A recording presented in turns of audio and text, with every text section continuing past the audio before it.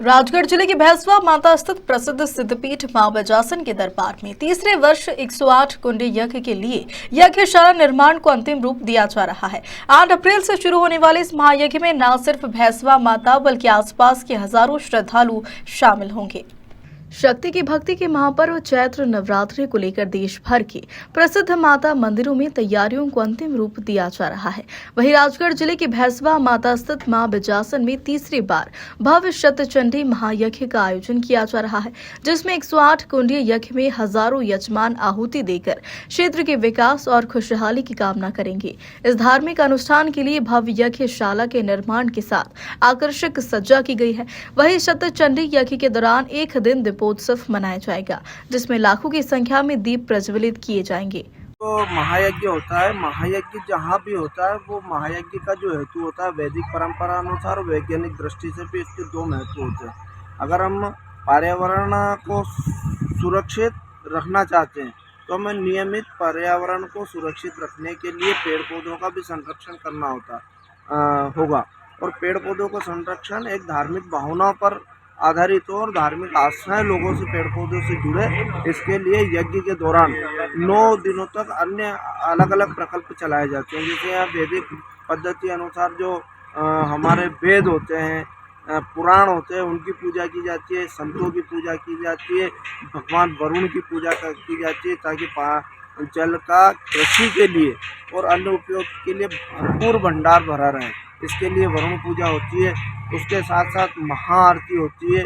भव्य दीप ज्योति यज्ञ होता है जहाँ जिसमें 4.5 लाख के करीबन दीप जलाए जाते हैं। महत्वपूर्ण ये कि 2 वर्ष पहले ये कल्पना माननीय सांसद जी ने की थी, गोरमल नागर जी ने, और 2022 में 108 कुंडी श्री सतचंडी महायज्ञ प्रारंभ हुआ और उसी दौरान मंदिर निर्माण के साथ साथ यहाँ पर अन्य प्रकल्पों का भी संचालन शुरू किया है, जिसमें वैदिक पद्धति से वैदिक पाठशाला का निर्माण और पाठशाला में बच्चों का अध्ययन संस्कृत भाषा में, हमारे वेदों का ज्ञान संस्कृत भाषा में कैसे बच्चे लें।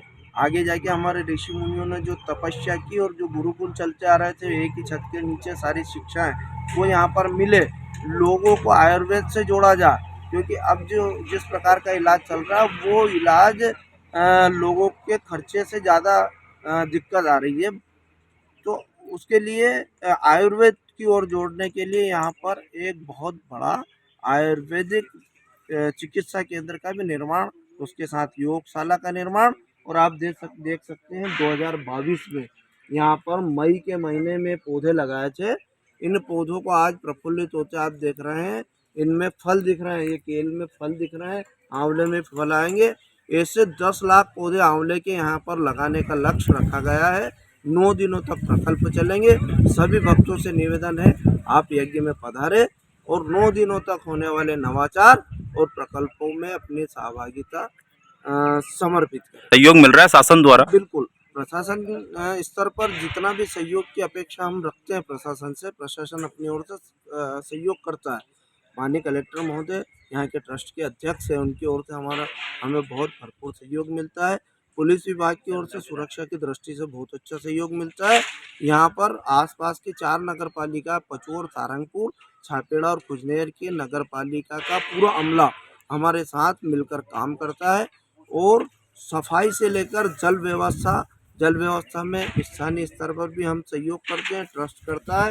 और जो कुंडलिया परियोजना है उसके भी समय समय पर हमें जो आवश्यकता लगती है उसके अधिकारी हमारा सहयोग करते हैं, पीएचई के लोग हमारा सहयोग करते हैं।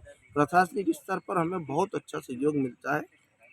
ये जो यज्ञ चल रहा है पिछले 2 वर्षों से चल रहा है, इस वर्ष तृतीय वर्ष है यज्ञ का। और जो यज्ञ का असल साध्य है वो मंदिर निर्माण है। मंदिर निर्माण की संकल्पना को लेकर के ही यहाँ यज्ञ प्रारंभ हुआ है।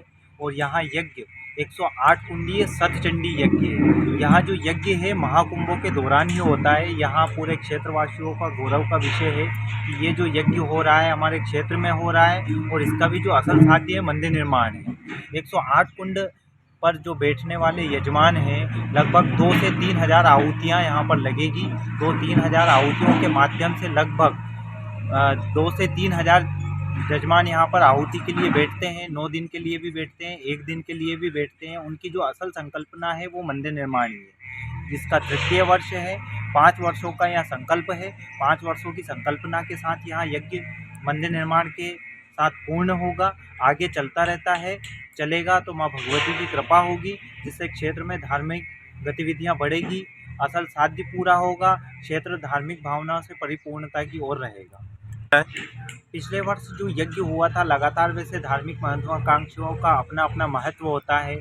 सनातन धर्म में लगातार नई नई चीज़ें परिवर्तित होती रहती है। हमारे लिए यही गौरव का विषय है कि हमारा पहले जो क्षेत्र था वो 52 गांवों तक सीमित था। हम प्रचार प्रसार में 52 गांवों तक ही पहुंच पाए थे, लेकिन इस बार हमने 200 से 300 गांवों तक अपना प्रचार प्रसार किया। यहाँ धार्मिक स्तर पर हमारी भावनाएं, हमने अधिक से अधिक लोगों को जोड़ा, यही हमारे लिए बड़ा विषय है। मिला है क्या?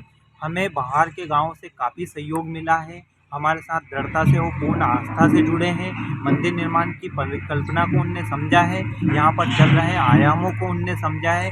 यहाँ पर जो और भी कार्य बढ़ रहे हैं लगातार, जिनका 2 सालों में निर्माण हुआ है, उन सब जानकारियों से प्रेरित होकर के वो लगातार दृढ़ आस्था से हमारे साथ जुड़े हुए हैं।